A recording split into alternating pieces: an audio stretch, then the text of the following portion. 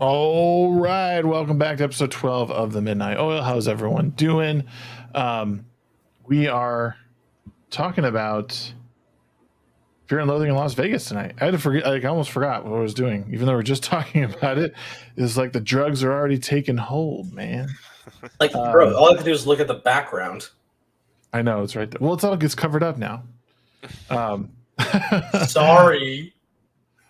Space Zombie, Sergeant Spice Rack, how are we doing tonight? Doing good. How are we all alright. doing? Doing good, man. Like, there's nothing better than finishing out a Friday. I went out to dinner with the family, got myself a nice 20-ounce beer, and just feeling good, ready to talk movies with you guys, drink my coffee, then play some games, just unwind, finish off the week strong. Hell yeah. Yeah, man. Zombie, you've been off a couple days. What else have you been doing? You been streaming? Oh. Yeah, I streamed yesterday and 2 days before that on Tuesdays. I got days off of work because reasons. Right. So been kind of putting in some more hours because I think I only had like 10 hours this month so far streaming. So I gotta catch up on that. But here's hoping I get some more streaming in this weekend. Oh yeah, dude. SgtHerbs, what's new with you, man? I mean, I talk to you like almost every day, but we don't like really get into like the nitty gritty of like what's going on. Yeah, man. It's been pretty good past few days. Like I've been working on some setting up like a couple different YouTube channels. Gonna have like a regular live streaming one and then another one that I'll do for gaming content. So I've been working on that and pulling some stuff to edit. So it's been that, and then today actually I streamed with Blabbering Collector from Geeks and Gamers, and then streamed with Lethal Lightning's buddy Mazza. So that was pretty fun. We did that for a few hours, and yeah, actually was just got done streaming Warzone with him not too long ago. He's still going because he's doing a fucking 24-hour stream, the mad lad. Dude, 24 hours is a long time to stream. Oh yeah, and just last weekend he did a 36-hour stream too to celebrate hitting 300 followers, I think. Damn. So it was like 2 weeks in a row, just long marathon streams. Like, dude, you need to sleep sometime. Yeah, like 36 hours. Like, what did he sleep at all? Like, did he like pause and like take a nap, or is it just straight 36 hours? Straight through, man. Straight. He just played Apex the entire time too.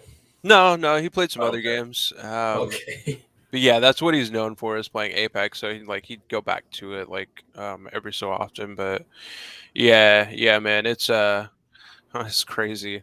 And it's funny too because it just kind of happens like during the streams. Like, oh, okay, this is gonna turn into a 36-hour. Okay. The most he cracks me up.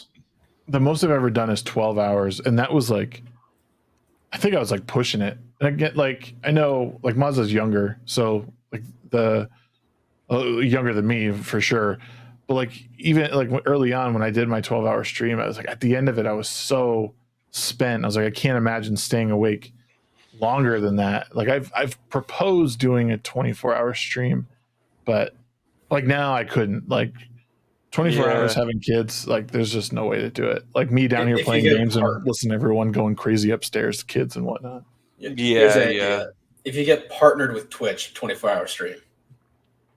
That should be your goal. No, you know what? I don't even care about that anymore. It's if I get monetized on YouTube, like that would be like the excuse to do the 24-hour, because like I feel like getting monetized on YouTube is so much harder than Twitch. Actually, you know what? Now I don't even know anymore. Like Twitch is so oversaturated that it's hard to tell. Like organic, like if you have a community behind you that is like there and helpful, like it can be definitely easier. But if you're sort of just like with me and like YouTube, there's some of the stuff is like trying to do it on my own. The other part of it is doing it with a group. So like you're kind of feeding off of one another in the pool, but like it's some people on YouTube put out videos at the frequency I do and make it big in that time frame. Others go a couple of years and they don't see 1,000 subs and 4,000 watch hours. But Yeah, I think YouTube would be the time that, like, if I get monetized on YouTube, that would be like the excuse to go nuts on 24-hour stream. That would be hella fun. But because I guess at that point it would be like, okay, I could justify being online for 24 hours because like it would seem like, okay, we're making it, like people are watching, people want to be a part of the community. Like you could justify that. Like now it's like, oh, 321 subs, which is awesome, by the way. I am thankful for every one of you motherfuckers. You guys are great. But anyways, I'm rambling. Tonight we're talking Fear and Loathing in Las Vegas. It's a 1998 film adapted from the book of the same name by Hunter S. Thompson.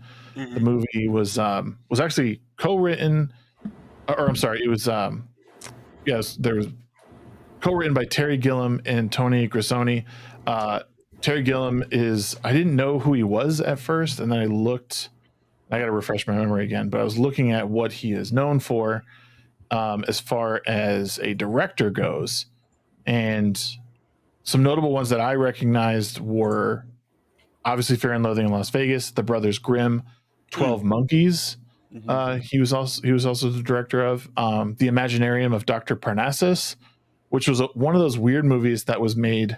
It was Heath Ledger's final movie, I believe, and he died during the filming of that. He's also a member of Monty Python. Right. And most notably, yes, the member the Monty Python and the Holy Grail. He directed that one. And he's also their animator. Yeah. So he's got some big name projects behind him for sure. Yes. Yeah. I listened to this audiobook several years ago, probably 15 years ago. I listened to this audiobook, and I remember listening to it and being like, what the fuck am I listening to? And I didn't pick it up. My boss at the time, he used to take us on vacation to his vacation home in the Adirondacks. Like we'd go up there, go hiking, go fishing, and just hang out for a week. And he always played audiobooks, and Fear and Loathing was one of them. Okay. And I remember I remember sitting there listening to it like, what is this? Like by the end of it, I didn't quite understand. But the movie, and after I grew up a little bit, watched the movie and started understanding like what was actually happening. It's a great movie. Like artistically speaking, it is amazing. I understand why it didn't do well, why it wasn't well received in the theaters and by critics originally, but this movie is spectacular. Like, yeah. Oh no, go ahead. I'll add on the end of that. No, I was done. That was a weird period I put at the end there. So. More of a dot. Mm-hmm. I'd say so. Almost. Well, I'm 32 now, so it would be about a little over 10 years. Back when I was in college, I remember picking up the book and reading it, and I was just like, how could a guy get away with writing about how many drugs he did? This is absolutely insane, but I love it at the same time. And sort of the interesting thing about Hunter S. Thompson is, this guy it's not just fiction. Like he was a legit like sports journalist and ended up going on the campaign trail during Nixon's presidential run. So the dude has got some notoriety behind him, as well as like with the whole like founding of the gonzo journalism movement that he started and everything, which I don't know a whole lot about, but definitely between this and the other work that Johnny Depp was really heavily involved in, Rum Diaries, you could see that there's like a sort of like kinship connection that Johnny Depp had with Hunter S. Thompson that I've always admired about the work. I remember being super excited when I heard about Rum Diary, and I'm like, oh, that's a Hunter S. Thompson book. That was like the one that never got published, right? And finally they made it into a movie, and it was like, oh, this is fucking amazing. I gotta watch this. I never saw it in theaters, but it's a great film.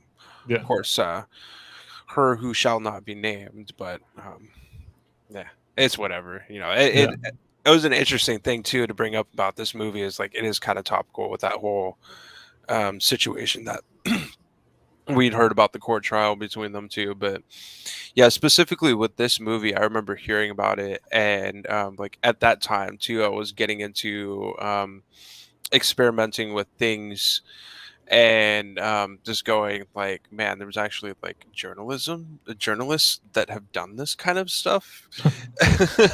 Yeah. Lo and behold, it's a very normal part of the culture, especially it seems like he kind of started it almost. Yeah. Sure, he didn't start it, but sort of like made it popular.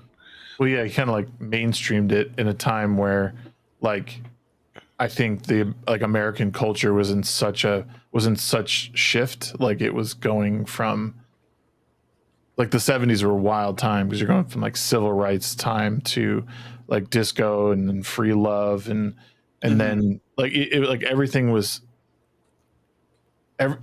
just so like it was just this like weird amoeba, and people were trying to find like their own thing, and the experimentation of drugs anyway, LSD being popular. And I still wonder like if that's just like if the introduction of that it was some sort of op by the government because of like MK Ultra and stuff like that, like were they just trying to use it on a broader scale. And then you get people like Charles Manson and stuff that so there's a whole bunch of like weirdness involved with it. But like Hunter S. Thompson's like it's one of those brilliant people that like obviously super smart, but while experimenting with all this and sort of carving out his own way of his own journalism, like the gonzo journalism, which I was going to eventually talk about, like get your opinion on, like it is gonzo journalism in a way sort of like making its way back into the mainstream because of how a lot of the reporting is done today. But we'll get into that. But Absolutely. But yeah, Zombie, what do you think? What were your initial thoughts and stuff and feelings on the movie? My initial thought with this movie was that I was just heavily confused. I had to rewind a few scenes to re-listen. It's like, wait, what'd he say? Or what was that? What was that in the background? Mm-hmm. Like, if you look away for a minute, you miss a lot of stuff because there's background information everywhere. Right. Yeah, that's one of the interesting things about this movie is there's a lot of like visual storytelling, especially in a film where you think it's about two guys doing drugs. Like what else is there to say? But and another thing that you brought up, Shags, too, how it's like it's got this sort of like art style to it that's very I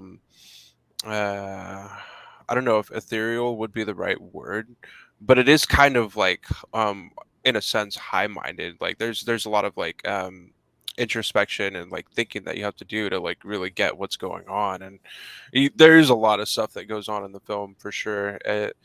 And of course, like the first half of the movie is just like absolutely wild. Yeah. I had to turn subtitles on. I was getting confused. Like, wait, what was that? What was that sentence again, buddy? So I had to dig up a subtitle file that actually worked because one of them was playing the subtitles from the ending of the movie at the beginning of the movie backwards. That's a bad file. Yeah, that's bad. Like after 10 of them, I was like, perfect. But yeah, that was a nutty movie, man. Yeah, it's a gnarly movie. It's one of my favorites. Like if you're gonna like get into movies that talk about like either counterculture or like let's just say like hippie stuff, anything that's related to like LSD or shrooms or any other kind of psychedelic stuff, like this is definitely one of the best movies out there, I would say. One of my favorite trip movies for sure.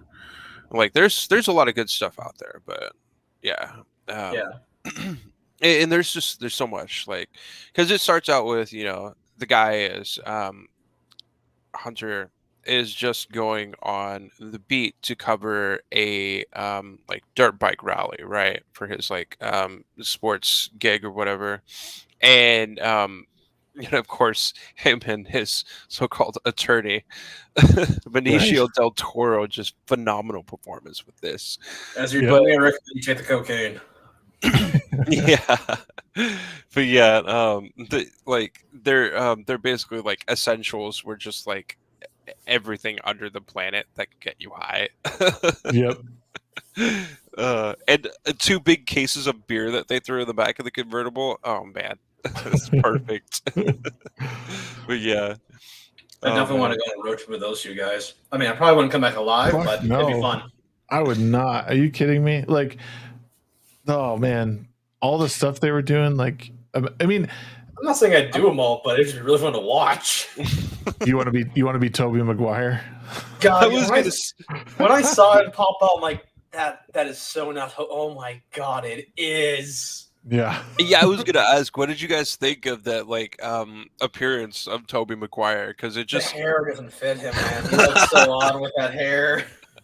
He does. It was. Go ahead. Bald cat, man. Dude.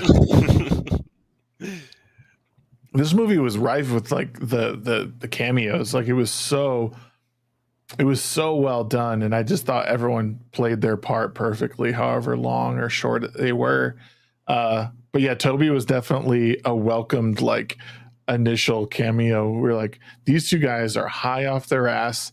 They're driving 100 miles an hour through the desert, and all of a sudden they stumble upon this like little like hippie kid or whatever. And he's just like he's all happy, and then you just see as soon as he gets in the car, what have I done? What have I done? Yeah. And fucking Johnny Depp right before they pick him up. Don't go back there. It's bad country. Yeah. I love that. Oh my god, he takes out the fly sword or swinging out the air like a madman. Yeah. What's interesting about the movie pulls a lot of like direct quotes from the book, which is really cool. Mm-hmm. What I do remember about the book, and it like obviously the books are better for many reasons, but this book was really something else to take in like on your own, because you could really sort of paint the scene. And I thought like they definitely didn't capture the whole bat scene, probably because they didn't have the technology at the time to really do it. Like 1998 special effects are, a little shaky, but yeah, like in the book, it was just so like, I don't know. Like I just felt like what that whole thing was like. And it was, and even some of the drug moments were better illustrated on camera because of like the different tricks you can do with lighting and lenses and sound. So for those moments, I thought, okay, this is great. But like the bat moment was one of those ones I was like, oh, I got a better feel for it in the book. But Terry Gilliam did a great job at really illustrating what these drugs were like. Because if you pay attention to each of like the drug trips that they do, like each one interacts differently with your senses in like what's going on. Like I think, what was it, the ether? Like every time they would like the scene where they like snuff the ether or whatever, like the sound is sort of like woo, woo, woo, woo, like coming in and out and like being all like weird, and like in like every frame, like I mean, you guys must have noticed like there was nothing steady about the shots in this. It was all like at an angle, or like big close-ups with wide angle lenses, like, or they would do your bulge cam thing in and out bulge cam. Yeah. And I just thought that was so well done, because like in the book you don't really you just have to sort of kind of figure it out for yourself. But this like really, even though it might not even be exactly what it is, but he did a hell of a good job. It gives you a taste of what it's like. So, and again, this is for YouTube specifically. We're not condoning any drug use whatsoever, but this is more like an educational explanation. Yeah. Ether is a compound that is found present in turpentine. Or turpentine is known as a paint thinner, right? It's specifically used for like oil painting. And one of the things, like it used to be used like way more back in like the 17 and 1800s before we have what we have now. It has always been one of those things where you have to use in open spaces because it gives you that same kind of like lightheaded wooziness high if you're in an enclosed space and you happen to inhale turpentine. And it's like if you guys have ever gotten like too big of a whiff of like gasoline or something like that, and you start getting lightheadedness, it's like that times 100 essentially. And so that's why they always have that like on the rag. It's an inhalant essentially. And yeah, exactly. It's same idea as like poppers, I think they're called. I've never tried those before, but the only difference with like that is those will like wake you up, where the ether is just kind of like, it gives you this like spinning, swirling sort of feeling. Yeah. Um, and yes, I think they did a pretty good job with visualizing it. And then oh god, the bathtub scene Right. Oh god. were Yeah. fucking God, that was wild. absolutely wild.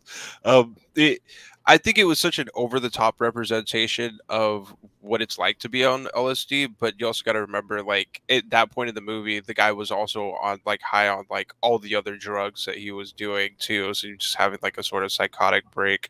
The LSD can definitely make you have psychotic breaks when you combine it with stuff. Yeah, I think he was on like reefer and alcohol as well. Cocaine, yeah. Cocaine too, yeah. Because remember in the convertible scene where he's got that like salt shaker, he pulls it out and tries to put it on the briefcase, but they're in a convertible, so it all just flies away. Look what God did! No, you did that. Yeah. That was our cocaine. Oh my god. Oh, God, I loved how like tweaked out of his mind Johnny Depp seemed. Like when people started talking to him, he'd be freaking out, like, "Ah, who are you? What do you want?" Right. Yeah. Oh, the part when they go up to he goes up to check in on the like at the hotel desk, yeah. and they all start turning into lizards. What I love about that is like, because he always has that cigarette, right? In that specific part, his like cigarette breaks in half and it's like Yeah. hanging, right? As he was like talking to the lady, and then as they start morphing and like he's walking over to the bar or whatever, he lights that like broken part, half of it, and you can see it, and then like that little cigarette part falls off. And it's like, Yeah. it's attention to detail in this movie. I really appreciate. Yeah, yeah. Because like if you light a cigarette and like half of it is broken, you can't like put it back together. You have to light it that like half broken part or whatever. And it's like, I was gonna say I've done that before, like just way too drunk, your cigarette breaks, and you're like, fuck it. Like yeah, same.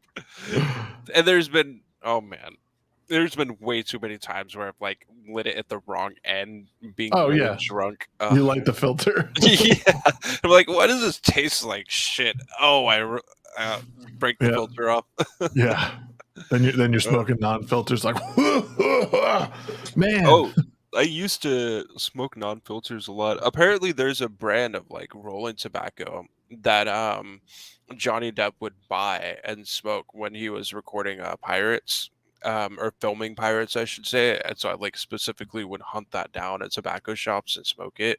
Tastes really fucking good. I think it was like something like the Flying Dutchman or something like that.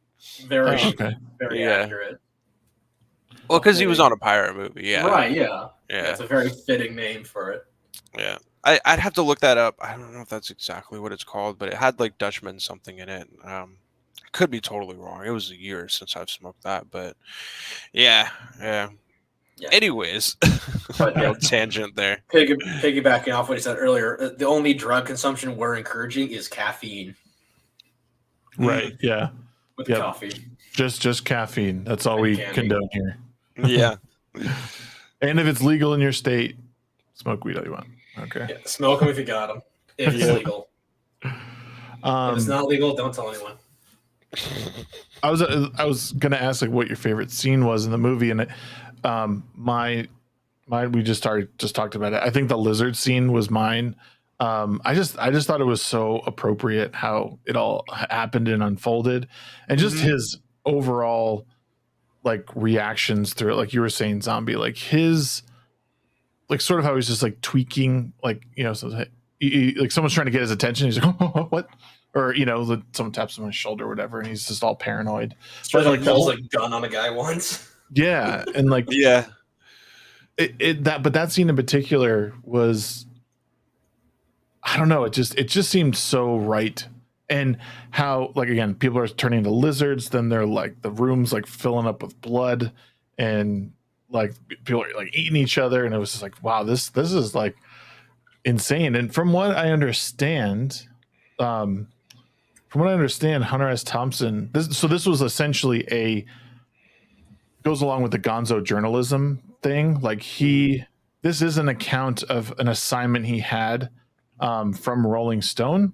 He was covering some riots in LA, I believe, or something in LA, and they had and he was with his friend, and they were essentially doing all the drugs while they were doing this. But yeah, that whole scene to me was one of the coolest in the movie, and it's like right in the first, I think, half an hour of the movie. Yeah. Yep. But yeah, I don't know. What are some of your favorites, guys? For me, it was when the guy. So this was after I think they dropped off the painter chick, I believe. Uh-huh. And so he's like, as your attorney, I recommend you take a hit off the brown bottle of my shaving kit. And he's sitting there licking that over and over again. And then he starts seeing, and then his attorney, quote unquote attorney, starts turning into a demon. Yeah. Explaining what's going to happen to him. And I was like, this is wild. Holy crap. I had to rewind it. So I was like, wait, are his eyes yellow? Yep, they're yellow. Or his hair starts turning into horns. Well, this is what Herbs was saying too. This is a movie, or who was saying? Was it you, Herbs, or I forget, or Zombie? One of you said you have to watch this movie again or multiple times. I think it was or you have to rewind it to make sure that you saw it right. And you really do benefit from multiple viewings of this movie. I didn't have time to watch it multiple times, but I want to go back and watch it again, because there's while on the surface level, this movie is about two guys doing drugs, reporting, in reporting, it's so much deeper than that. And there's so much else going on with these characters that sort of speak to the times that, it was made, but also just, I guess, Hunter S. Thompson's journey. There's a lot happening, and it's hard to pick up on in one viewing if you're not paying attention to it. But you see certain things, you're like, oh wait, what was that? And you got to go back and read or watch it again. And I need to pick up the book again, because the book is it's just long enough where I don't remember everything specifically, but you know what I mean? You know the vague details. Right, exactly. But I also just picked up Horus Rising, so I need to do that one. Zombie, you'll be Horus Rising. Is that is it Brendan Fraser that writes that, or is that a different guy I'm thinking of? Horus Rising is it's a Warhammer 30K. 40. Oh. No, it's 30K. Oh, because this is Rising. Right. Yeah, so it's the first. I was thinking of the Heresy. Yeah, well, it is the Horus Heresy, but it's from the first part of his Rising. Right. Yeah. Okay. So it was something, because I was in the total side note, everyone. I was in the hobby shop the other day, and I was like, I'm just looking to maybe start painting, or doing I don't really want to play Warhammer, but I'm thinking of maybe painting some figures. And this guy's eyes lit up. I was his best friend. He's been waiting to talk to me all day. Yeah. And he was like, oh my God, yeah, you should read this book, because this is the very first book. It's all Space Marines. It's okay. It's he's like, this is the 30K, and then you can get into the 40K stuff later on, and that's super cool. But there's a bunch of different races, and oh, you like painting? Oh, try that. And he's going through all the paints, and I'm just like, okay, I gotta go. But So I did a quick Google search to see how many books are in the Warhammer 40K mythos. Yeah, there are almost 60 books just for Horus Heresy. Yeah. Well, the guy said what he pointed me to was, he's just read the first 5. Those are in chronological order, and then everything after that is side stories of stuff that's happening in different places from other perspectives. And I was like, okay, well, I'll start there. I'll start with the first one and see if I like it. I mean, everyone talks really highly of the 40K stuff or the Warhammer stuff, so we'll see. It's good because of how wacky it is. Yeah, just how out of there. But that's all I gotta say. I've heard that too. They get into some pretty crazy stuff with it. But yeah. Speaking of out there, back to Fear and Loathing. Right, back to Fear and Loathing. Sorry to divert. I was just you're good. Proud of myself. Anyways, for once, Herbs. It wasn't me, guys. Right? Yeah. Herbs, what was your scene of choice? Do you think? Definitely the beginning one, and it's just I mean, there's so many little parts, but that I could pick out that I really like. But so like when they're on the campaign, they're not the campaign, the trail, the fucking like scene where they're trying to follow like all the dirt bikes and the Jeep, and then they come across these like random ass guys in a Jeep, one with a machine gun Yeah. and the other guy that he's talking to him, there's like the freaking deer on the hood. Yeah. After they drive off, and he tries to take a drink of his beer that originally was like filled with sand from this guy like throwing a bunch of sand on him next to the bar or whatever, and Yeah. he just like pours it out, and it's just like mud, sludge, whatever. Yeah. And you could see the look of disappointment on his face, like Yeah, just I my paid beer, for this. because I can totally relate to that. I love I've just had that before happen to me camping, and then Oh no. it is what it is. But freaking yeah, I think one of my favorite parts, it's kind of like tied between that that like hotel scene with the lizards, because that's like the like acid psychosis kind of setting in, Yeah. and like he starts visualizing everything around him, just like having kind of like a sort of like it drug induced breakdown, and then with the fucking lawyer, and he's having his weird like anger breakdown kind of deal, and they're in that like bar with the that like carousel bar or Oh, the whatever, Oh, circus. yeah. and he's like freaking out trying to like cross off of this carousel, and Hop, Hunter hop, just hop. like kicks him. Yeah. And then he's like, "Oh, want to go down here?" He's like, "You don't want to go down there. They're just luring you down there. They're gonna trap you down inside of the basement. You're never gonna come back from it." I'm just like, Yeah. yo, bro. Like you're not helping the Uh, situation. Yeah, Right. I love It's it. like that's the equivalent of going to someone on an LSD trip and yelling "nightmare, nightmare, nightmare." Oh gosh, yeah. Um, yeah, I forgot about that carousel scene. I was laughing my ass off because I love Benicio Del Toro is one of my favorite actors. He's He's just in so good Narcos, in isn't everything he? he does. Was he in Narcos? I think he was in Narcos. I don't know. He looks like the guy that plays Pablo Escobar, but I don't think he's the same. No, dude. that was what's his name? Pedro Pascal, Pedro Pascal. Oh, Yeah. it's Pedro the Pascal. Mandalorian. Pretty sure. Bablito, hey, how's it going, fellow white people? Cheers, Pablito. Oh, he's from Sicario, Sicario, yeah, Sicario, and he's Sicario. also the collector in the Marvel movies. Yep. Yeah, yeah. He was always my favorite in he played Freddy Four Fingers in Snatch. I was like Yeah. one of my favorites. I love Snatch. That'd be another good one to talk about. I like that movie. Hell yeah. Is that one is based off of like the I can't remember if they're like the British gypsies. They call them gypsies, but they're like the traveling people. Or am I'm thinking of a different film actually. They're like Irish 'Cause- gypsies, I think. Like he's well, what's his name? Brad Pitt. They're Yeah. Irish, like, but they're Okay, they're okay. Irish gypsies, I think. Like they're Yeah. just they're pretty like nomadic, whatever, like rednecks. Yeah. And they're always like getting into fights and like being complete assholes to people. Mhm. Yeah. Yeah, no, Snatch is a great film. That movie actually is what got me into like really loving film, like Mm. because that's a Guy Ritchie movie. So once I saw that one, I saw Lock, Stock, and Two Smoking Barrels. And then I remember shortly after seeing Snatch, I watched Memento, which is a Christopher Nolan flick, which is insanely good. It's like done entirely like backwards, right? Mm-hmm. Yeah, I mean, like those movies were just so good, so good. I just And- recently watched a Guy Ritchie movie called The Gentleman. That's pretty good. Is that That's, with Jason Statham? No, it has Matthew McConaughey. Oh, well, I guess I haven't seen that one.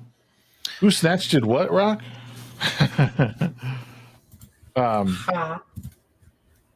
But yeah, this so we were like really like something I want to get into with talking about this was understanding like what gonzo journalism is, because it was something that he sort of like pioneered back in his day. So I looked it up on Wikipedia just so I can get like a general idea, even though it's not the best source, it's the source we have. When it says it's a style of journalism that is written without claims of objectivity, often including the reporter as part of the story using a first-person narrative. Right. The word gonzo is believed to have been first used in the 1970s to describe an article about the Kentucky Derby, which was written by Hunter S. Thompson. So I think the story behind that is that he was sent with his friend to report on the Kentucky Derby, but like from where he was, he couldn't actually see what was going on. So instead, he ended up writing, and this is, I think, what made him pretty famous was how he covered this. And he covered it in a way that was like how he saw this event. So it was all subjective. And when you start thinking about like someone's subjective like observations of things, like if you and I go to an event, I'm standing in one spot, you're standing over here, we're both seeing two different things, two different groups of people, and we can report totally different on what's happening because we're going to be focusing on different areas. You start to realize like how much this movie is just two people's like subjective observation of the world around them, like Sin City, doing drugs, like they're taking in the world, they're high on every drug known to man, and their world is being shaped through how they have experienced life. It's a pretty fucking like trippy thing. And once you sort of see that, the movie like takes on another dimension. It's not just two guys doing drugs. It is pretty apparent with the that like the scene that I was talking about earlier where he gets taken out to go see, or like at first, he's at the starting line of all those dirt bikes, whatever. Yep. And it's just a bunch of dust being kicked up because they're like in the fucking desert, right? Yeah. And then that photographer guy or whatever comes up with the Jeep and is like, hey, we got to get the photography and like we got to be right in the action, and they're all completely covered in dirt. And like the whole scene, or just that whole like collection of scenes, whatever the fuck it's called, it does really tell that initial part. It's like, dude, I can't fucking see what's going on. Like I don't know who's in the fucking lead. Like I don't know who's racing who, where everybody's at, because there's fucking dust everywhere, right? Right. So that scene does do a good job of sort of capturing that whole idea of gonzo journalism, like because he couldn't see exactly what was going on. They, again, visual storytelling, like they do that really well with this movie, and it sort of leads you down that path of, well, it's just gonna tell the story from like how I'm seeing it, basically. Well, I was gonna say, even before that, like when they meet that photographer in the hotel room, and like I forget the line exactly, but they're talking about like the war or whatever, and like all of a sudden Johnny Depp sees him as like a guy dressed up as a commando. It's like it's another one. Like, yes, he's on drugs, but it's like, again, it's how he is perceiving what's going on. It's a really cool thing. Right. That scene, I think. Oh, sorry. I was just going to add real quick. Gonzo journalism disregards the strictly edited product once favored by newspaper media and strives for a more personal approach. The personality of a piece is as important as the event or the actual subject of the piece. I just thought that was important to like sort of wrap that definition or whatever in a bow. Sure. Gotcha. Yeah. I was gonna say, like, that scene you're talking about, like I think he had like a war documentary on in the background. Yeah. So he's hearing like all the gunshots, and then the guy started listing off a bunch of like brand names of motorbikes. Right. Yeah. And they were all like kind of like Japanese. I think it was like Yamaha or Kawasaki. And then he's just boom turns into a commando. He's just like, what the fuck? Right. Yeah. But yeah, like it's so, and I was thinking, like, as I was starting to understand, okay, like who is Hunter S. Thompson? What was he?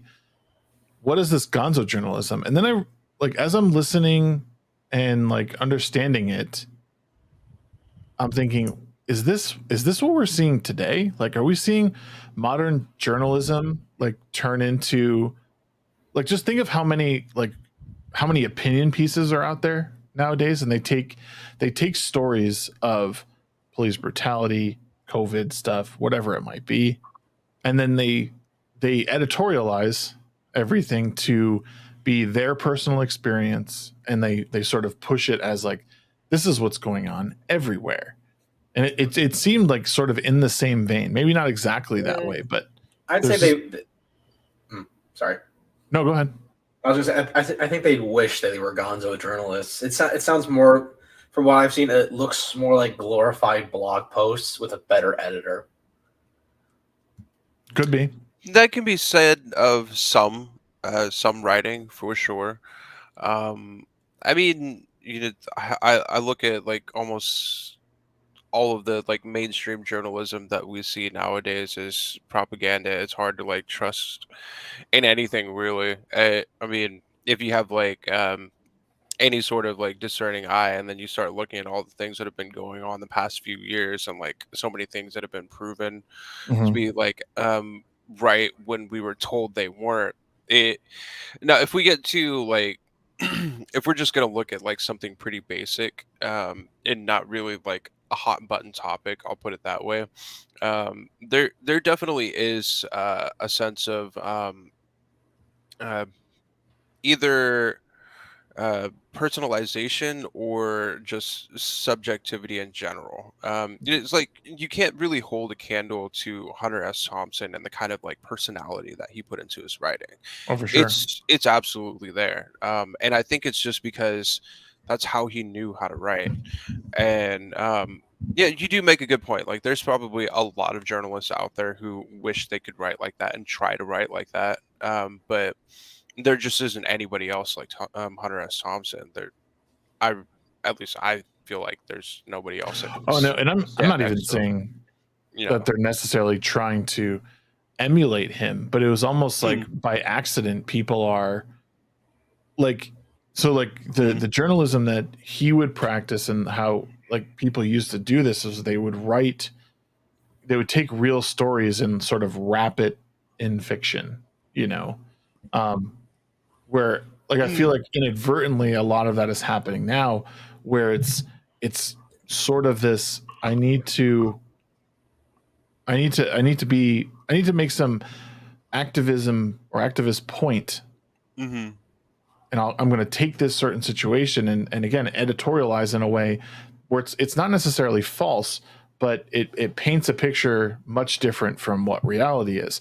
And in the same way that this story, the Fear and Loathing in Las Vegas, it is a depiction of his experience, but obviously in a more fictitious manner, right? Like it's not beat for beat the same as what he experienced, but I don't know, man. It's an interesting thing to think about, because the gonzo journalism thing I had no idea about. It makes me want to look into it even more now that I'm aware of it. Yeah.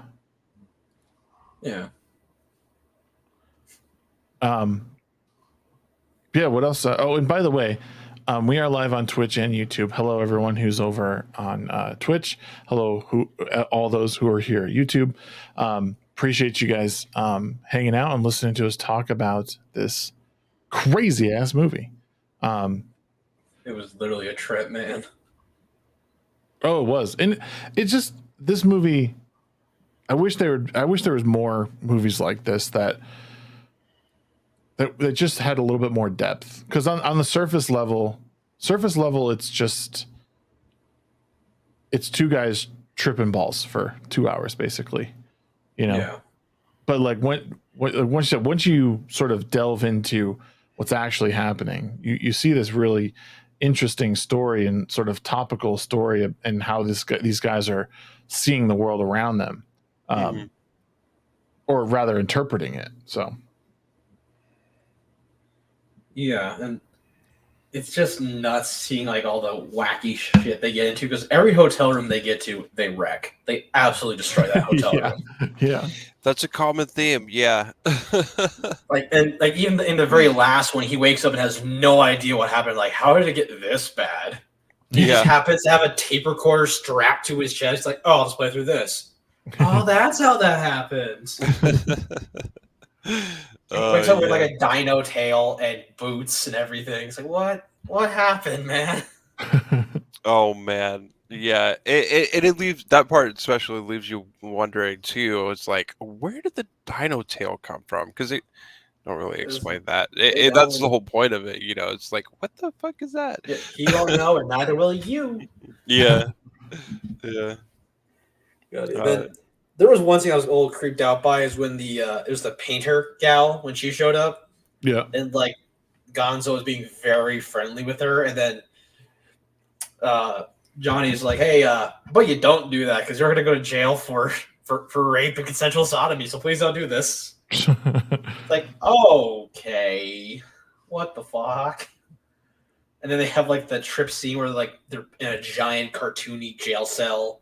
Yeah. And she's all dolled up like little Miss America or whatever. It's like, they're the ones who gave me the LSD, officer. It's like, what is going on? Who was your guys' favorite cameo in the movie?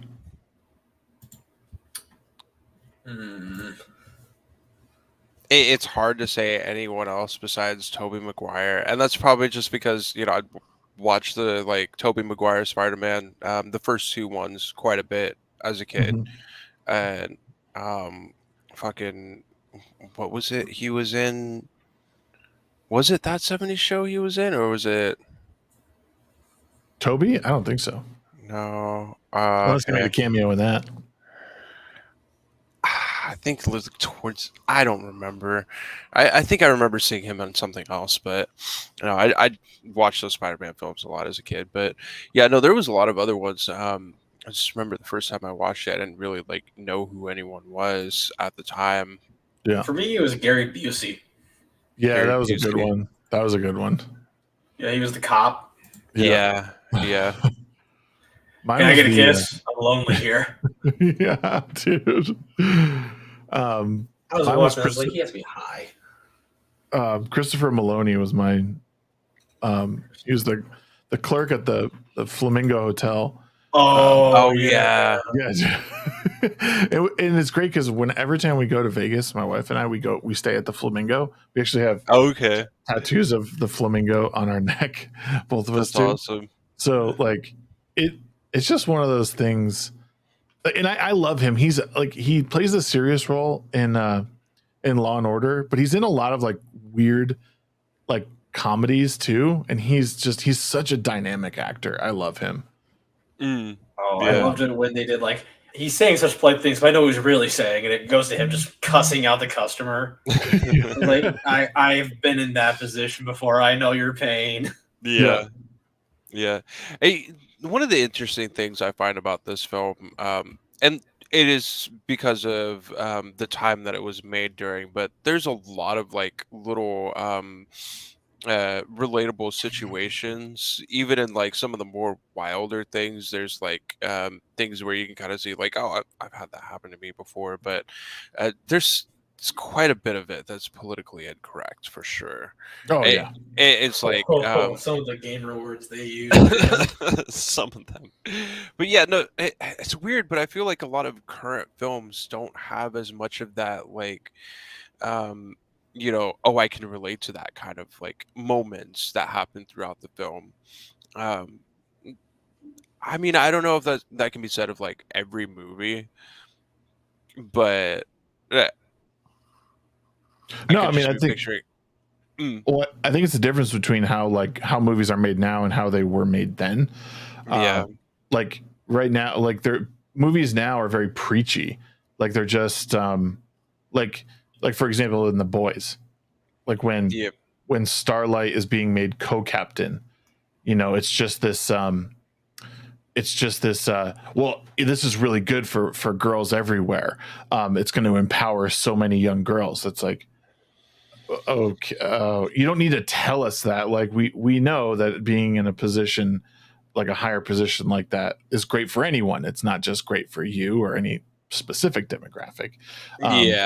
Whereas like then, like I don't know, like then like there was moments, but you had to like, again, it's the difference between show and tell. Like if you're telling someone something, it's different than showing them what's going on and then relating to that situation that's happening, right? Oh, absolutely, yeah. But yeah, Raymond Burks, how's it going, man? Thanks for coming in. Appreciate you talking about Fear and Loathing in Las Vegas. But what else you guys got? I'm sure. Do you guys have anything specific you want to bring up or discuss? Zombie, you're always kind of inquisitive with these sort of things, or like you latch onto like some different things than some of the rest of us. So I'd like to hear if you have anything. Well, I got nothing because I got put on the spot. You don't have a list of stuff? No, I didn't have my notebook. I watched a lot of this movie during my lunch break at work today, so I didn't have a notebook on me. Yeah, fair. Come back to me. I'll think of something. Herbs, Mr. Spice Rack. As far as I remember, he had the bottles of liquor in his suitcase where all of those, like his stash was. But I don't remember ever seeing them drink out of those bottles of liquor. I mean, they had plenty of beer cans for sure, but yeah, I always just thought that was kind of funny. It's like it was the emergency stash, I guess. Don't break unless you absolutely need it. Right. But I mean, so what really strikes me about this film, and I had always wondered if they were legitimately on something while they were filming this, right? I was gonna ask that too, yeah. And if for anybody that watched the Johnny Depp and Amber Heard trial, there was a point where Johnny Depp, he's talking about his movie career. He brings up this film and mentions that he did do some drugs while he was filming this, because it was a part of making it authentic, essentially. Right. Which throughout the entire trial, that's one of the biggest things that's like really shines out to me, is like how authentic, or how much more authentic he seemed than freaking Amber Heard. Of course, Amber Heard just came off as like an absolute lying scumbag in almost everything that she said. She did blow on the stand, changed my mind. I don't think she's that stupid, but bro, watch that scene. She inhales. Yeah, it's called breathing. No. She brings the tissue up to her nose and then pulls it back down, and it's in there rubbing her nose. It's like, did you just do coke on a stand?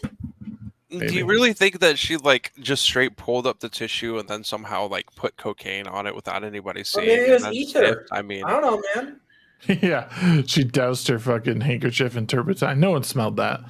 Nothing so. It would explain her lawyer's performance. Hearsay on his own question. But yeah, no, and I mean, like, that's nothing abnormal for Hollywood. They always have access to stuff, and they're always constantly doing something. But just the fact that he brings that up, and that was like, something like, I've always wondered that, or were they faking it, just for the sake of acting? Like, no, they half the time legitimately probably were that was actual cocaine that they were sniffing in the movie, and I'm like, well, that's shouldn't be a surprise, but that is. He's a method actor, so I mean, absolutely, yeah.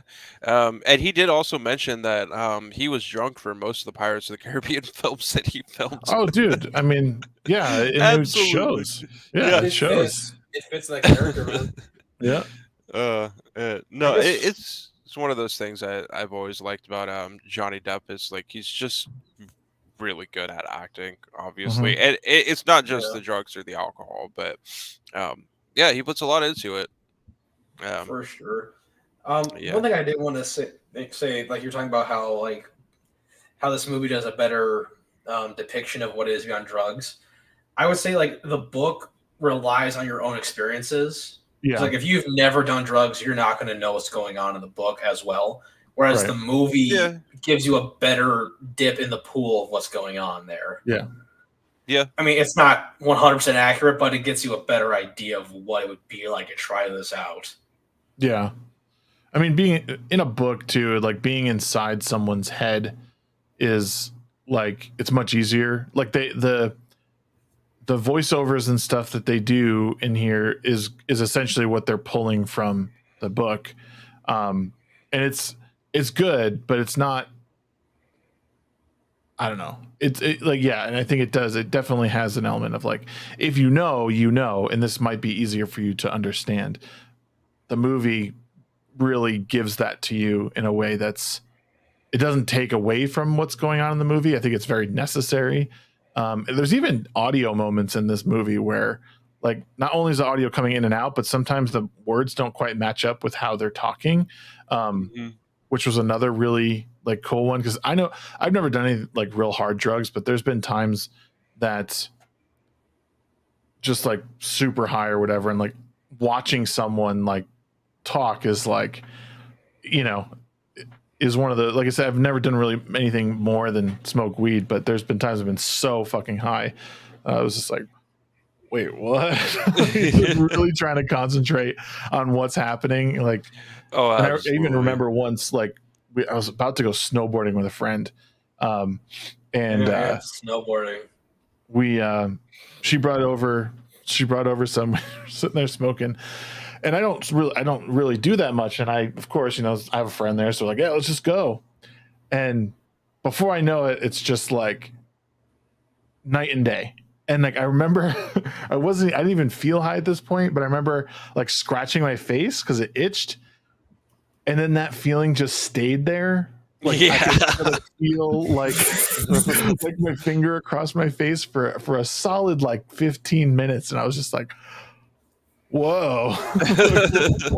No, that's a legit thing. Like, if you smoke some like really strong weed or smoke enough of it, I could definitely relate to that. There's like, you have those like sort of I don't know how to explain it, but it's like it's just lapses in time where things seem really, really stretched out, whether it's like something that people say or do, or even just like moving your hand. It's like, it's it's interesting.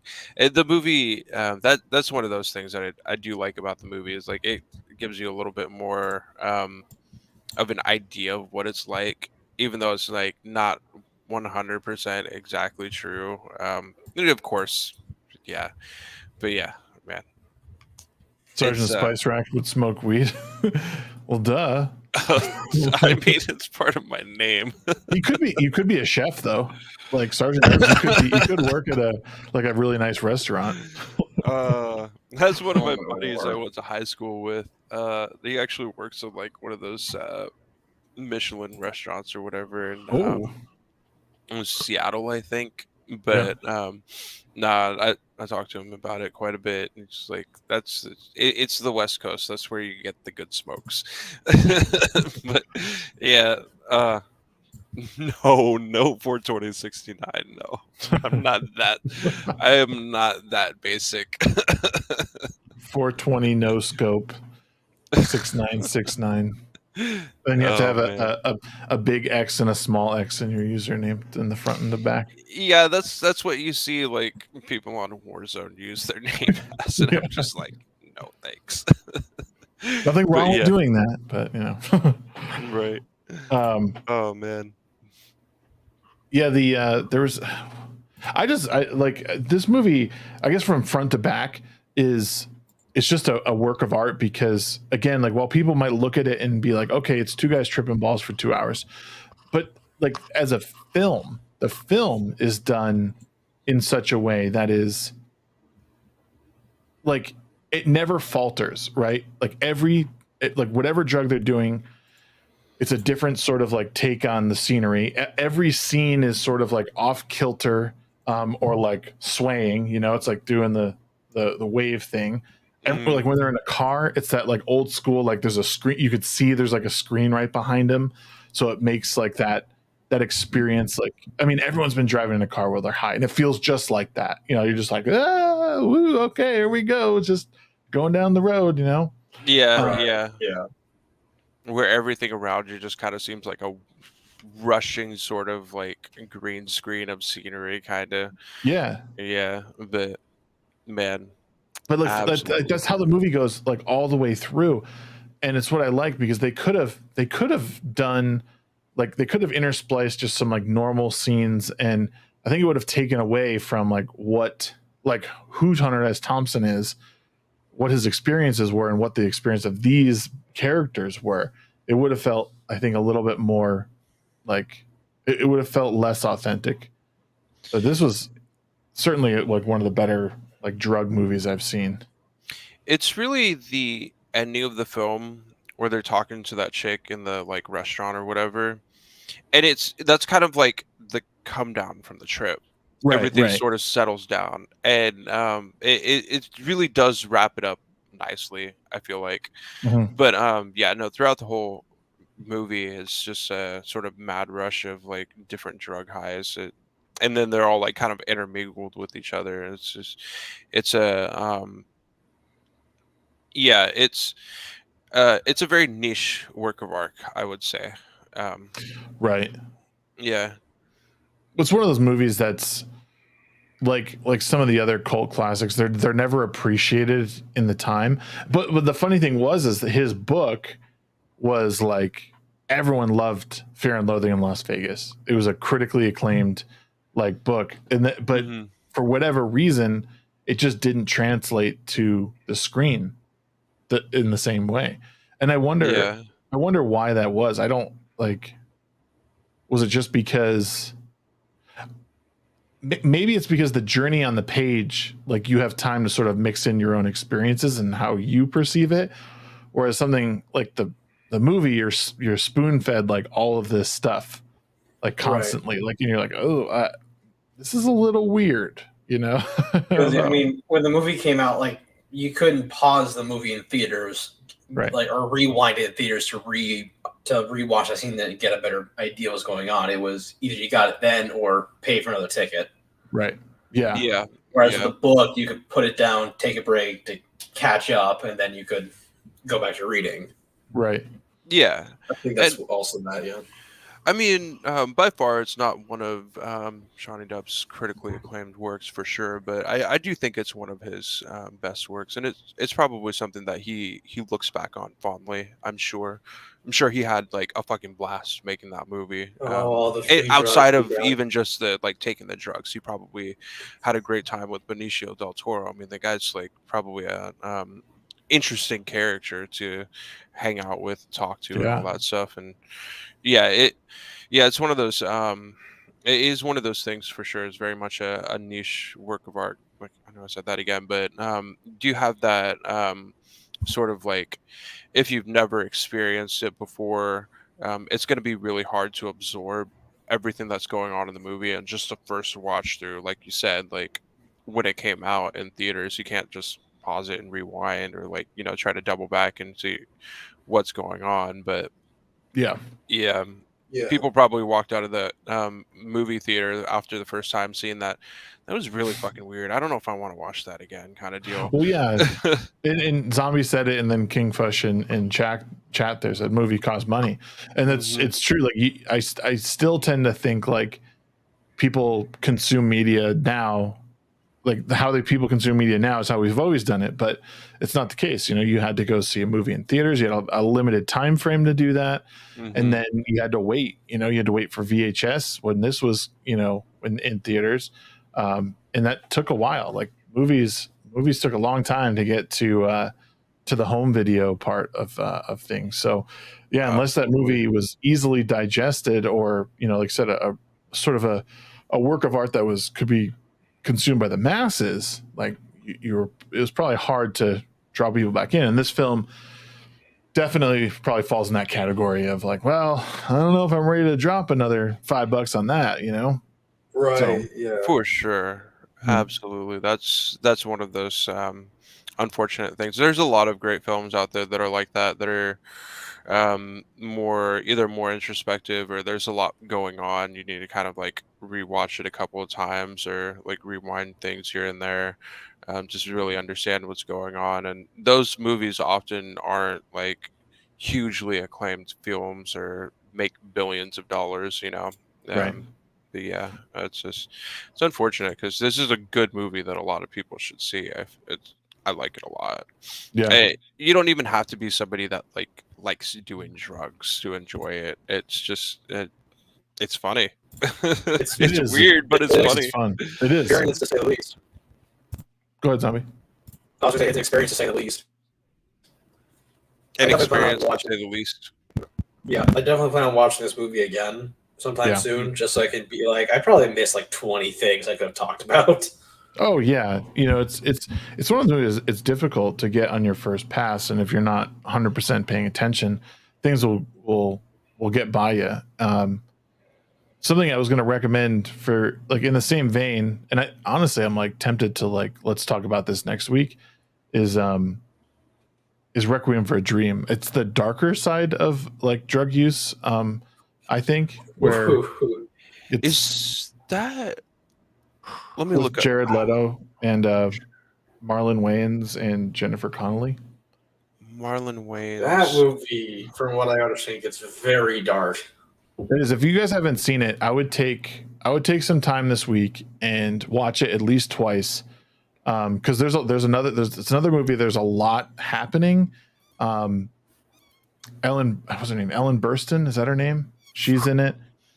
It's an amazing movie. It follows this group of people who have a terrifying heroin addiction, and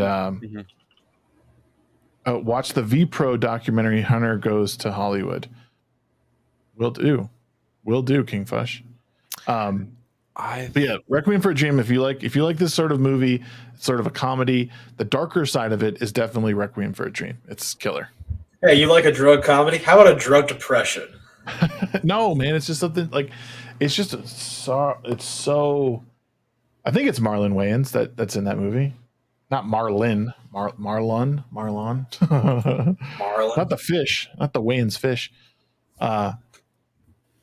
Yeah, it's good. It's really killer. Jared Leto has an awesome performance. The woman who plays his mother, I think it's Ellen Burstyn, is phenomenal. She is so good. And it's her journey because she ends up with an addiction. Her journey, I think, is the most terrifying. But maybe we can have that on the docket for next week. So it's Marlon Marlon Wayans. Right. Jennifer Connelly's in there. Christopher McDonald. Yep, Christopher McDonald plays a good part too. It's Darren Aronofsky, so he did movies like Pi, The Fountain. I think there's another one I think he did recently, but he's definitely very well known for Requiem for a Dream. I'm surprised you guys have not seen it, quite honestly. I was getting it confused with a different movie that I've watched. I remember who makes a beast of himself gets rid of the pain of being a man. So this is the very, very first quote that pops up on the screen, and it basically sets the tone for the entire movie for sure. Mr. Grant Gregory, good to see you, man. Good to see you, sir. How's the COVID treating you, bud? I was not aware that he's in Australia.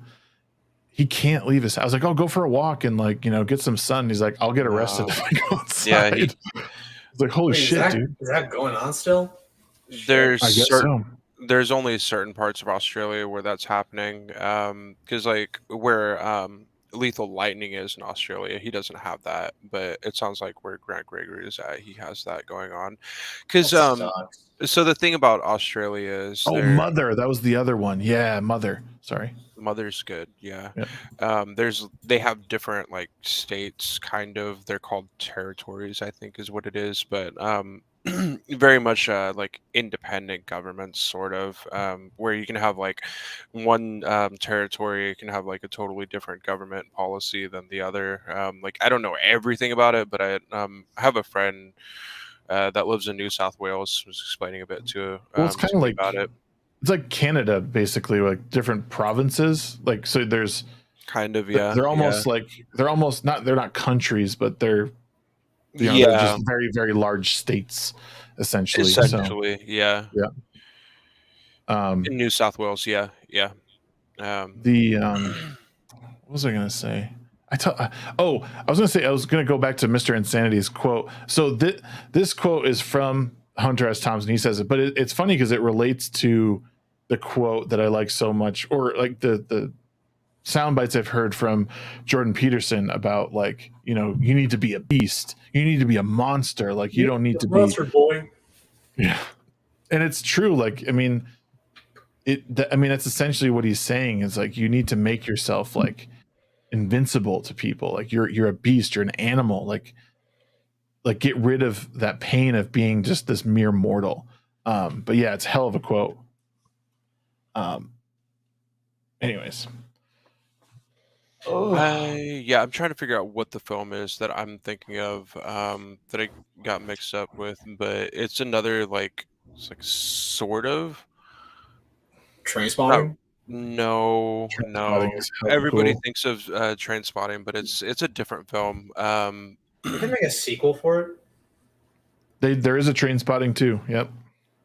And I Ewan heard that was McGregor is pretty actually in it. Yeah. I think all the guys reprised their role. I didn't see it though because I was too. The first one kind of fucked me up too much. Yeah, baby. that. No, I remember trying to watch Requiem for a Dream, and I couldn't make it all the way through. Damn. Yeah, So, Train Spotting 1 took place in 96 and T2 is in 2017. Yeah. Yeah. What is King Fush talking about? What? Beverly Hills Cop 3? That's it. Shouldn't have been a movie. Beverly Hills Cop 2 was the best one. I never seen Beverly Hills Cop. Oh man, we have so much work to do. Lol.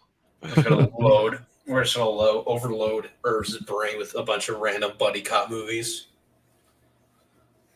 Best buddy cop movie is Hot Stop Fuzz. or My Mom Will Shoot with What? Sylvester Stallone. Oh You've my never seen God. that movie? I've Bro, heard of I have it. not. I used to watch it all the time when I went to see my grandparents in Maine. Like we would drive up like a different, like maybe twice a year. My dad would bring us up there, and I remember they kept all their movies in this little teeny tiny, like cabinet in the other room. So their TV was in one room, and they had like all their movies in the other room. And we used to go in there and grab Stop or My Mom Will Shoot. Yeah, Estelle Getty and Sylvester Stallone. And Estelle Getty plays Sylvester Stallone's mom. It's it's such a good buddy cop movie. Do you mean like it's so bad it's good, or do you mean like it's genuinely good? Because I haven't seen it in years. Like maybe we could do a watch party in like Discord or something sometime for it, because like it's just a quirky, like, I don't know, it could be really, really bad, but I love Estelle Getty. I think she's hilarious. And Sylvester Stallone, you know, he's sort of playing a parody of the characters he plays in action movies, you know. Sure. Did you figure it out, Herbs? The one I was gonna suggest is Scanner Darkly. Have you ever seen that film? Oh yeah, dude. Yeah. That's another. Actually, I was researching the Gonzo journalism. That's another one that's actually based on the writer's experiences, but it's wrapped in a sort of a fictional. It was his. I think his addiction with mescaline or something like that is what that whole thing is about, or some drug. But It's because in the movie itself, it's some sort of like fictional drug that's made up. Like that's why I was getting confused. It was like, was it heroin that they were doing in a Scanner Darkly? But it's like some kind of weird pill that they're taking that makes them like they go into this like weird sort of like 2D cartoon world perspective sort of. But it's a great film. I really like it. I think that'd be another good one to go over. But yeah, no, I was getting it mixed up with Requiem, and I figured it out. For some reason, I was thinking, oh yeah, that's the one with Owen Wilson, but it's not Owen Wilson. It's fucking Woody Harrelson, I think, that I was thinking of. I don't know why I would get the two mixed up, but Keanu Reeves is the main guy. Yeah, Keanu Reeves, RDJ, which is funny because it was post his like drug addiction, I believe. Like, it was like one of the movies he did like getting back into Hollywood, like before Iron Man and stuff. So Okay. so it was interesting that it was Robert about Downey, right. right. Yeah. But there was who was the other guy? He was from Fast Times at Ridgemont High. Was one of the other guys in that movie.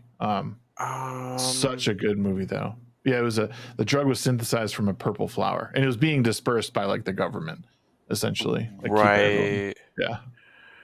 And he was supposed to be like the undercover agent, like busting people and stuff. And turns out he's got the problem. Right. Yeah, there's so many good movies out there. Scanner Darkly was one.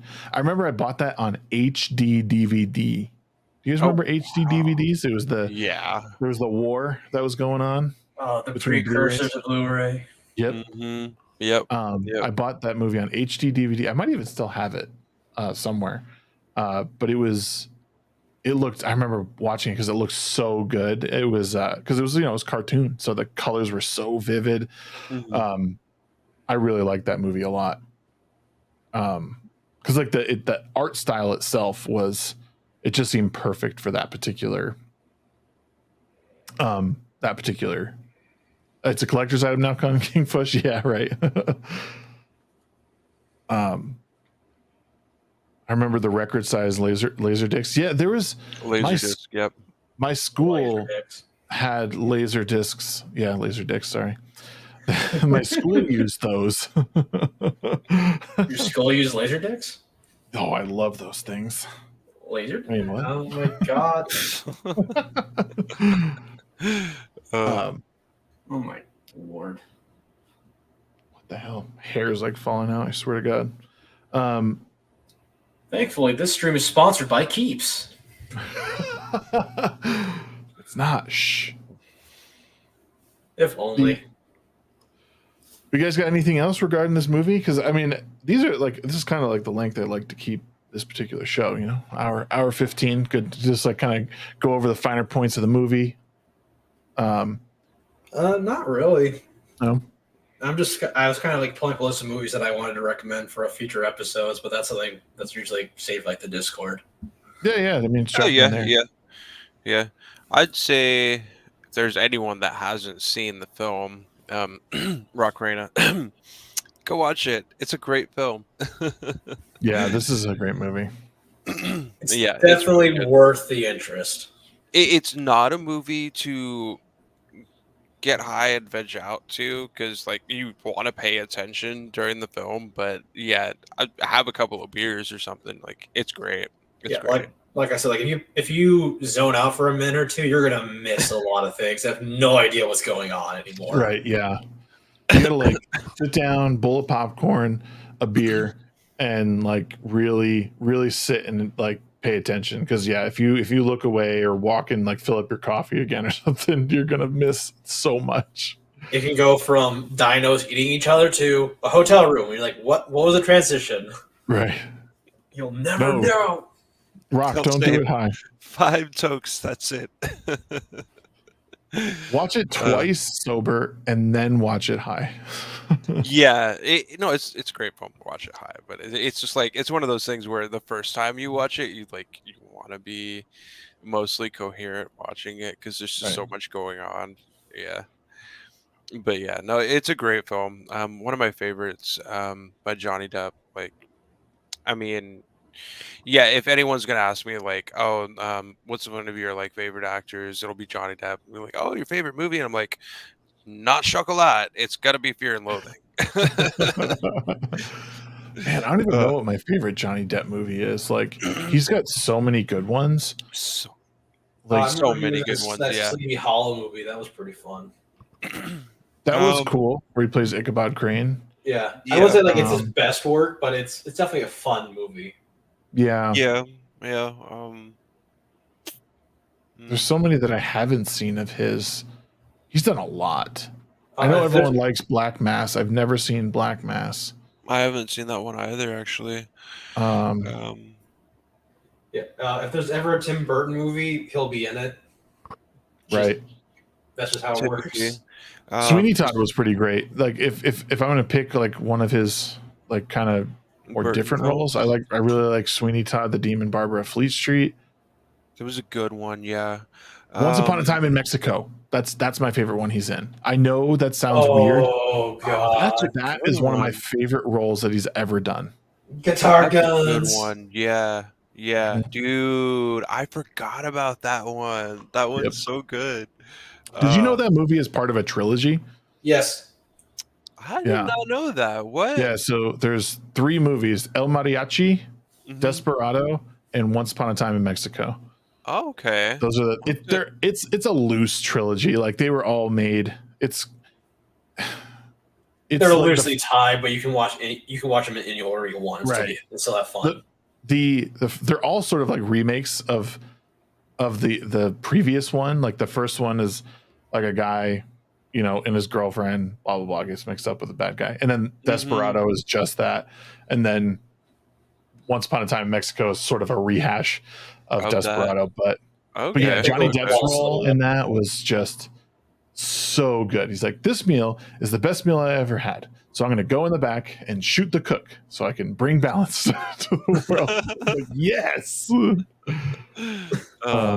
Wasn't that the movie where he does like this? Like one of them does the splits while shooting a rocket out of a guitar case. Yeah. Well, and the only bad part about Once Upon a Time in Mexico is what's his name is in it. You can be my hero. Who's that? Something Iglesias. Enrique Iglesias plays like one of the mariachis. God. Right. Anyways, that's it for our talk on Fear and Loathing in Las Vegas tonight, friends. I do appreciate you hanging out. If you want to continue watching my ass tonight, you can head on over to my Twitch page because we're going to be playing. Well, I'm going to be playing some Destiny. You guys are welcome to join me. I love playing with you guys. But if you want to watch some Destiny 2, might run a dungeon. We might try and work on our fancy armor. I don't know what we're going to do. But if you'd like to hang or to go right over to twitch.tv/Shagsworth, we will be live over there momentarily. Gentlemen, thank you for joining me and talking about this movie tonight. We will get some more movies going this week, or maybe a TV show for next week to talk about. I have a TV show in mind. What have you guys got going on that you want to call out for this coming week? Zombie, go ahead. Did you want to go first? I keep on forgetting I have my camera on, so I was like motioning like you want to go first. Like, oh wait, they can't see my face. Anyways, jeez. I just plan on doing some streams this weekend. Probably going to be either playing Destiny 2 or Mother Gunship, which is this FPS roguelite. It's very fun. Lame. You get to make your own guns. It's very fun. In space. Anyways. But yeah, that's it? So that, yeah, not a whole lot. We're trying to get Zombie to like commit and become a famous streamer. We want the best for him. So he's got to do it. Bro, I do not have that personality. Spice Rack, what are you up to, man? So I have some content that I am putting together for SgtHerbs Gaming. Is going to be my gaming YouTube. I want to try to get that launched up first because the stuff I want to do for this channel is going to be mainly live streaming, and I'm still thinking about my own live stream podcast I want to do. But SgtHerbs Gaming, that will be coming very soon. I want to get that, try to release it this week for my first video. But other than that, I'm going to be streaming on Twitch weekly Thursdays, 6 p.m. Central Time, usually streaming with Lethal Lightning and other buddy Mr. Insanity that I stream with, and then a lot of other streams throughout the week. Pretty much like every other day. So maybe I'll be streaming with this guy on Sunday and then this guy here tonight, and yeah, man, you're welcome anytime, sir. I turned all my thumbs up. I keep on forgetting my camera's off. All right, guys, thank you for joining us tonight. Like I said, we'll be live over on twitch.tv here shortly. I got to stop one stream and start the other, so we'll see you guys really soon. And have a good night. Peace.